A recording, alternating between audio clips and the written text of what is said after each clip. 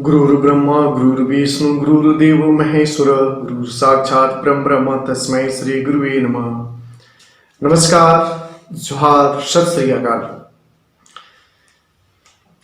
Good morning students, good morning Bharatvarsh. You are most welcome in my third class of history, the nationalism in Europe for class 10 for CBSE board. This is the first lesson. So in first lesson, I would like to welcome you in my third lecture. The topic of today's lecture is the French Revolution and the idea of nation. The first clear expression of nationalism came with the French Revolution in 1789.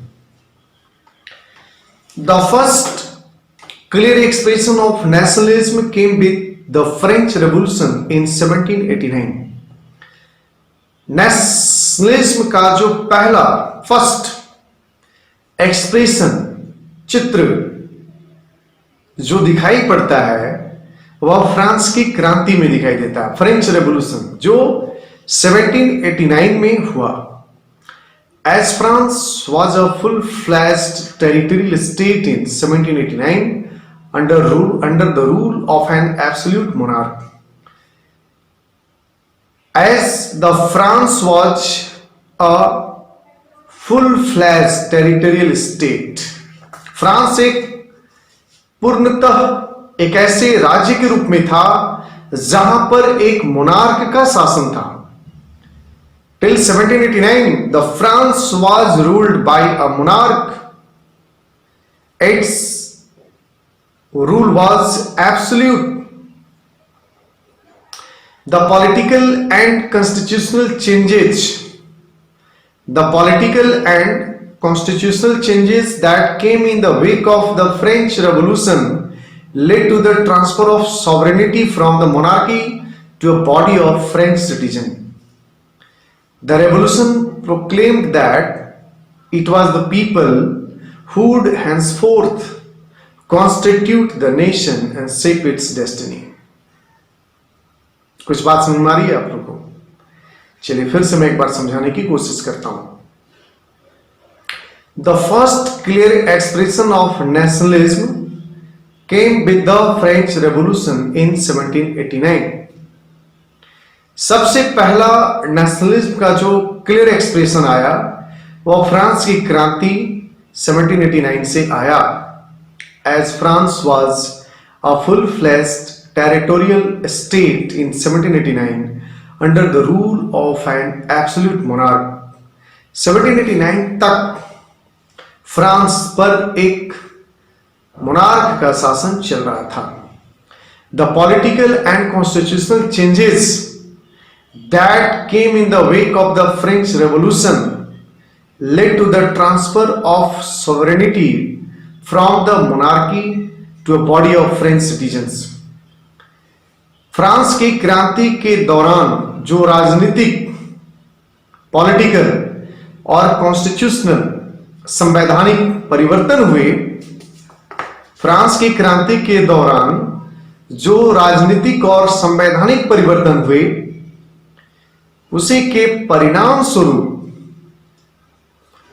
एक ऐसा sovereign concept आया जिससे power को transfer किया गया एक राजा के हाथों से छीनकर जनता के प्रतिनिधियों के हाथों में। और यह जो बॉडी था जो जनता से बना हुआ था, the revolution proclaimed that it was the people who would henceforth constitute the nation and shape its destiny. France की क्रांति ने यह स्पष्ट रूप से बता दिया कि कोई भी देश या राज्य वहां के जनता से बना हुआ है, लोगों से मिलकर बना हुआ है और वहां की जनता के ही हाथों में यह पावर है कि उस राज्य का या उस देश का भाग्य कैसे बदला जाए। समझ में आ रही बात? The French revolution proclaimed that it was the people of the state. It was the people of the state who constitute the nation and also decide the future of the nation. So this concept was proclaimed during the French Revolution. Do you understand? Yes.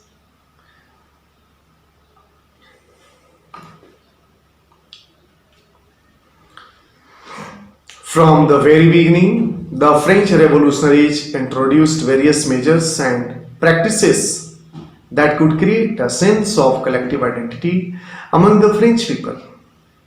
From the very beginning, the French revolutionaries introduced various measures and practices that could create a sense of collective identity among the French people. The idea of la patrie, the fatherland, and the les citoyens, the citizen, emphasized the notion of united community enjoying equal rights under a constitution. These lines are very important. From the very beginning, प्रारंभ से, शुरू से, France के जो क्रांतिकारी थे, the French revolutionaries introduced various measures. उन्होंने ढेर सारे ऐसे उपाय किए, उन्होंने ढेर सारे ऐसे प्रैक्टिसेस लाए जिससे कि लोगों में sense of collective identity develop हो सके, लोग अपने आप को संगठित महसूस कर सकें. इसके लिए फ्रांस के क्रांतिकारियों ने दो कॉन्सेप्ट लाया. The idea of la patrie, the fatherland. मतलब ये जो फ्रांस है, ये जो देश है, जो ज्योग्राफिकल फ्रांस है, ये किसका है? फादरलैंड का. इसका मालिक कौन है? हेवनली फादर है. एंड ले साइटोन, सिटीजन. और यहां पे जितने लोग हैं इस क्षेत्र में, भूभाग में रहने वाले जितने लोग हैं, वो उसके नागरिक, citizens. So the ideas of la patrie and the ideas of le citoyen proved to create the collective belongings or sense of collective identity amongst the French people. This idea emphasized the notion of a united community enjoying equal rights under a constitution. और यही idea लोगों के दिमाग में बैठ गई कि हम फादरलैंड में रहने वाली है. लैंड जो है, देश है, ये फादरलैंड है. हम उसके सिटीजन्स हैं. हमारा एक कॉन्स्टिट्यूशन होना चाहिए, संविधान होना चाहिए, और जहां पर जिस संविधान के द्वारा, कॉन्स्टिट्यूशन के द्वारा हमें इक्वल राइट्स मिले, बराबर के अधिकार मिल सके. अब देखेंगे उसके बाद उन्होंने क्या किया. जो वहां पे रेवोल्यूशनरीज थे, लीडर्स थे, उन्होंने क्या किया. पहला चीज तो उन्होंने ले साइटोन और ले पैट्रे का कॉन्सेप्ट को ले आया. फिर उन्होंने आगे बढ़ा. क्या बढ़ा? A new French flag. A new French flag, the tricolour, 3 रंगों से मिलकर बना हुआ था. Tricolour was chosen to replace the former royal standard. Former royal standard को रिप्लेस करने के लिए फ्रांस के लोगों ने 3 रंगों से बना हुआ एक झंडा ले आया. 3 रंग क्यों? White. Because at the time of revolution the French society was divided into 3 states, 3 parts, 3 social groups. The first was clergy, the second was nobility, and the third was common man. So the French revolutionaries decided to make a flag made up of 3 different colors. So this national flag or French flag tricolor was chosen to replace the royal standard. Royal standard was the flag of monarch of the France. Is that clear? State general was elected by the body of active citizens and rename the national assembly. France की क्रांति के दौरान आपने देखा होगा कि state general की meeting 150 years के बाद लुई 16 ने कॉल किया था, बुलाया था। So state general was a political body where the major decisions of the France were taken. The representative of 3 states met in this place and took the major decisions. So the revolutionary of the France decided to rename this state general as National Assembly. Is that clear? Which institution was renamed as National Assembly? State General. I think you are understanding better. Okay. फिर उन्होंने क्या किया, अभी tricolour change किया। पहला तो ले साइटोन का कॉन्सेप्ट लाया, ले पैट्रिक का कॉन्सेप्ट लाया। फिर उन्होंने क्या किया, ट्राइकलर लाया और रॉयल स्टैंडर्ड को रिप्लेस कर दिया। फिर उन्होंने स्टेट जनरल को नेशनल असेंबली में बदल दिया। अब आगे क्या करते हैं, देखते हैं कि अब फ्रांस के रेवोल्यूशनरीज आगे क्या करेंगे। New hands were composed, oaths taken and martyrs commemorated, all in the name of the nation. New hands were composed, नए नए राष्ट्रीय गीत लिखे गए, oaths taken, शपथ लिए गए, एंड मार्टियर्स कमेमोरेटेड, और जो देश के सेवक हैं, जो देश के लिए मर मिटने के लिए तैयार हैं, नए नए लोग शपथ लिया। ये सब राष्ट्र के नाम लिया। कैसे लिया? राष्ट्र के नाम लिया। जैसे हम अपने देश में शपथ लेते हैं एवरीडे, हम भी शपथ लेते हैं, हमारे बच्चे भी शपथ लेते हैं, हमारे स्टूडेंट्स, हमारा देश का सैनिक शपथ लेता है। तो उन्होंने जो फोर्थ इंपॉर्टेंट वर्क किया वह यह किया कि नए नए राष्ट्रीय गीत लिखे, देशभक्ति गीत लिखे, शपथ लिया गया राष्ट्र सेवा के नाम पे। उसके बाद देखते हैं कि उन्होंने क्या किया। A centralised administrative system was put in place and it formulated uniform law for all citizens within its territory. A centralized administrative system was put in place and it formulated uniform law for all citizens within its territory. उन्होंने एक centralised administrative system को लाया और France के अंदर जो नियम कानून पहले से चले आ रहे थे उसको समाप्त कर दिया और यूनिफॉर्म लॉ लाया, एक समान कानून सभी के लिए लाया जो पूरे फ्रांस के अंदर लागू हो सके। तो यह उनका 5वां सुधार था। This was the fifth measurement of revolutionaries. उसके बाद 6th पॉइंट में क्या है, internal customs duties and dues were abolished. Internal customs duties and dues were abolished and a uniform system of weight and measure was adopted. उन्होंने France के अंदर, पूरे France के अंदर यूनिफॉर्म वेट एंड मेजर, माप तौल एक समान जैसा हो, एक जैसा हो, उसको लाया उन्होंने। और क्या किया उन्होंने, फ्रांस के अंदर जितने भी व्यापार होंगे उसमें सारे टैक्स को समाप्त कर दिया। सो इंटरनल कस्टम ड्यूटीज का मतलब व्यापार जब हम करते हैं तो उस पर जो टैक्स लगता है वस्तुओं पर, उसे कस्टम ड्यूटीज कहते हैं, उसको हटा दिया उन्होंने। और पूरे फ्रांस में uniform system of weight and measures को एक्सेप्ट कर लिया। This was the 6th। अब हम बात करेंगे 7th मेजर उन्होंने क्या किया। 7th मेजर किया, सबसे important, regional dialects were abolished and discouraged. Regional dialects were discouraged and French as it was spoken and written in Paris become the common language of the nation. Regional dialects were discouraged. Actually, France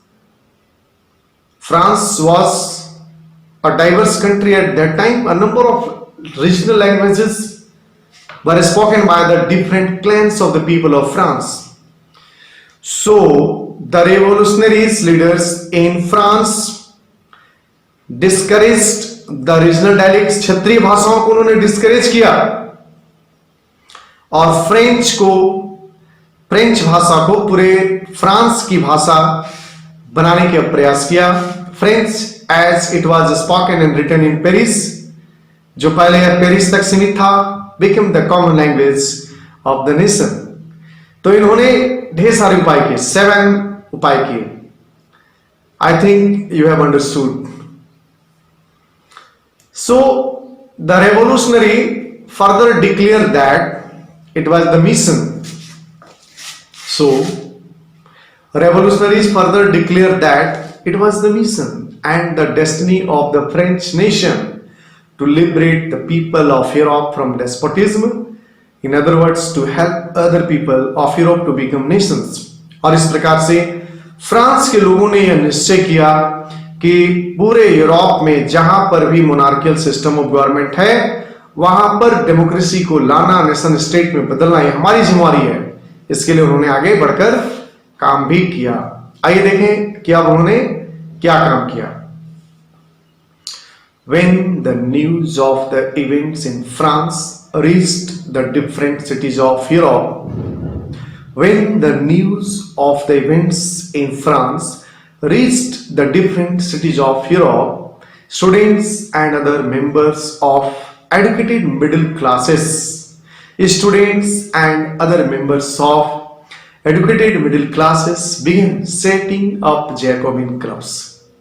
जैसे ही इस बात का पता पूरे Europe में चला कि France के अंदर काफी परिवर्तन हो रहे हैं, तो यूरोप के दूसरे देश के लोगों ने भी जैकोबिन क्लब बनाना शुरू किया.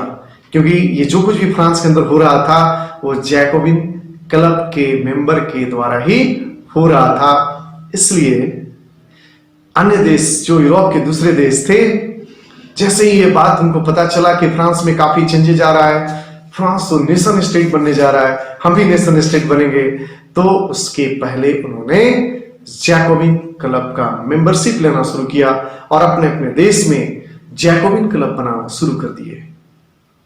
Their activities and campaigns prepared the way for the French armies which moved into Holland, Belgium, Switzerland and much of Italy in 1790s. और 1790 ईस्वी आते आते तक फ्रांस की सेना हॉलैंड, बेल्जियम, स्विट्जरलैंड और इटली के अधिकांश भागों में चले गए, क्योंकि वहां के लोग ही चाहते थे कि ये फ्रांस के सैनिक हमारे यहाँ आए और हमारे यहाँ भी नेशन स्टेट बनने में हमें मदद करें. With the outbreak of the revolutionary wars, the French armies began to carry the idea of nationalism abroad. और जैसे ही ये रेवोल्यूशनरी वॉर फैला तो फ्रांस के सैनिक नेशनलिज्म के आइडिया को लेकर के अन्य देशों तक पहुंचने लगे. Within the wide swath of territory that came under his control, Napoleon set about introducing many of the reforms that he had already introduced in France. अब नेपोलियन, चूंकि जो कुछ भी हो रहा है नेपोलियन के लीडरशिप में हो रहा है, नेपोलियन जैसे जैसे दूसरे देशों में अपना आधिपत्य स्थापित करता गया, वो अपने लोगों को वहां पर रूलर के रूप में अपॉइंट करता चला गया. Though a return to monarchy, Napoleon had no doubt destroyed democracy in France, but in the administrative field, he had incorporated revolutionary principle in order to make the whole system more rational and efficient. हालांकि सबसे पहले Napoleon ने France में democracy को समाप्त किया और जैसे जैसे वह दूसरे देशों में गया वहां पर भी उसने अपने वो सारे मेजर्स, उपाय वहां पर भी उन्होंने लागू कर दिया. तो आइए अब हम लोग बात करेंगे. तो this was the background of French revolution. The civil code of 1804, 1804 का कानून, जिसे नेपोलियनिक कोड भी कहा जाता है, usually known as Napoleonic code, did away with all privileges based on birth, established equality before the law and secured the right to property. 1804, Napoleon formulated a system of administration and he simplified the administrative system, and this system is popularly known as the Civil Code of 1804 or Napoleonic Code. According to this code, Napoleon did away with all privileges on birth, established equality before the law and secured the right to property. Napoleon ने जन्म के आधार पर मिले हुए सभी सुविधाओं को समाप्त कर दिया। नेपोलियन ने कानून के समक्ष सभी को बराबर खड़ा लाकर कर दिया, इक्वलिटी बिफोर द लॉ, और नेपोलियन ने कहा कि सभी लोगों को प्रॉपर्टी का अधिकार है। Napoleon abolished all the privileges by birth, first point. Second point, Napoleon established equality before the law, second point. And third, Napoleon secured the right to property. This is the fourth point. This code was exported to the region under French control. जहां जहां पर फ्रांसीसियों का control था Napoleon के under में, वहां वहां यह कोड लागू किया गया। इन द डच रिपब्लिक, जैसे डच रिपब्लिक में, स्विट्जरलैंड में, इटली में, जर्मनी में, नेपोलियन सिंप्लीफाइड एडमिनिस्ट्रेटिव डिविजन्स। खासकर जर्मनी में नेपोलियन ने एडमिनिस्ट्रेटिव डिविजन्स को सिंप्लीफाई कर दिया, एबॉलिश द फेडरल सिस्टम को समाप्त कर दिया, and freed peasants from serfdom and manorial dues. और जो लोग जमींदारों के अंडर में गुलामों की तरह काम करते थे, उनकी गुलामी प्रथा को ही उसने समाप्त कर दिया। सर्फडम और मैनोरियल ड्यूज, जो दो तरह की व्यवसाय थी जो वहां के नॉवेल्स ने किया हुआ था, उसको भी समाप्त कर दिया। इन द टाउन्स टू, शहरों में गिल्ड्स रिस्ट्रिक्शंस वर रिमूव्ड, शहर में गिल्ड सिस्टम को समाप्त किया उसने। Transport and communication system were improved, और ट्रांसपोर्ट और कम्युनिकेशन सिस्टम को उसने इंप्रूव कर दिया। So this was the civil code of 1804। This paragraph is very important, each and every word of this paragraph is very important because as an independent question frequently comes in the examination of CBSE board. This is the Napoleonic Code of 1804। इसे आप जरूर याद कर लेंगे, 5 बार 6 बार 10 बार देखिए इस lecture को, आपको पूरी बातें याद आ जाएगी। Peasants, artisans, workers and new businessmen enjoyed a newfound freedom। अब क्या था, अब नेपोलियन ने सब कुछ को सिस्टम को चेंज कर दिया, तो किसान, कलाकार, काम करने वाले लोग और जो नए बिजनेसमैन थे वो एक नई आजादी का आनंद लेना शुरू किए। Businessmen and small scale producers of goods in particular began to realize that uniform law, standardized weight and measures and a common national currency would facilitate the movement and exchange of goods and capital from one region to another। जो businessman थे, small scale producers थे, उन्होंने बहुत अच्छा महसूस किया क्योंकि उनके लिए कानून एक जैसा था, यूनिफॉर्म करेंसी था, एक ही करेंसी था, वाट एंड मेजर एक जैसा था, तो ये उनके लिए बहुत आसान हो गया गुड्स को एक्सचेंज करने में। However, in the areas conquered, the reactions of local population of French rule were mixed। हालांकि जिन जिन एरिया में नेपोलियन ने कब्जा कर रखा था, प्रारंभिक दौर में तो लोग उसको बहुत वेलकम किए, लेकिन बाद में धीरे धीरे नेपोलियन का विरोध शुरू हो गया। In many places such as Holland and Switzerland as well as in certain cities like Brussels, Minsk, Milan and Warsaw, the French armies were welcomed as harbinger। French army को किस रूप में देखा गया? हार्बिंजर के रूप में देखा गया।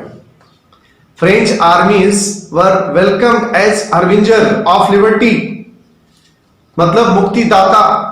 फ्रेंच आर्मी को शुरुआती दौर में मुक्तिदाता के रूप में देखा गया।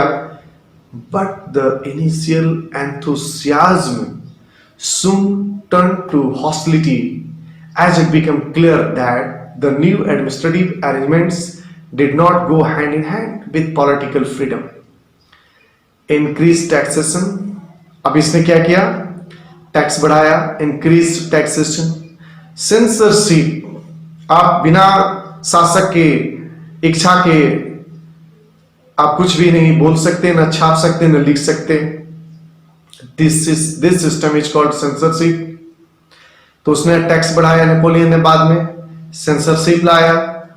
Forced conscription into the French armies required to conquer the rest of Europe all seem to outweigh the advantages of the administrative changes।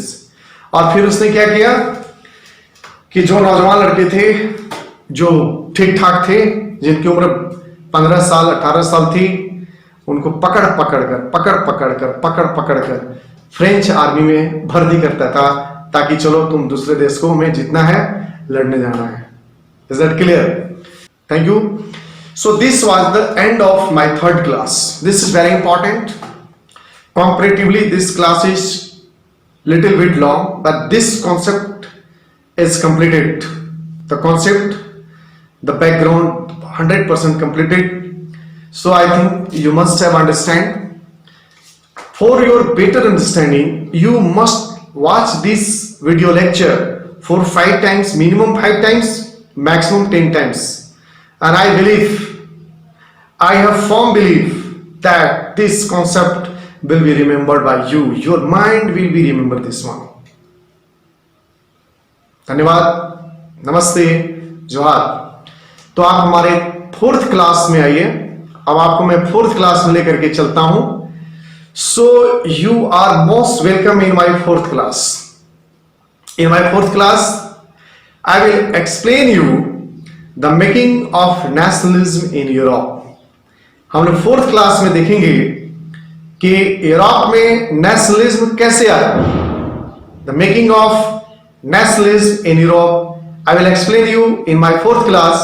So you are most welcome in my 4th class. I have prepared a series of classes for whole chapter, not a single topic. Not a single topic. All the topics, all the lines, all the words of this lesson have been explained by me. So you are most welcome in my 4th class. Thank you. Johar.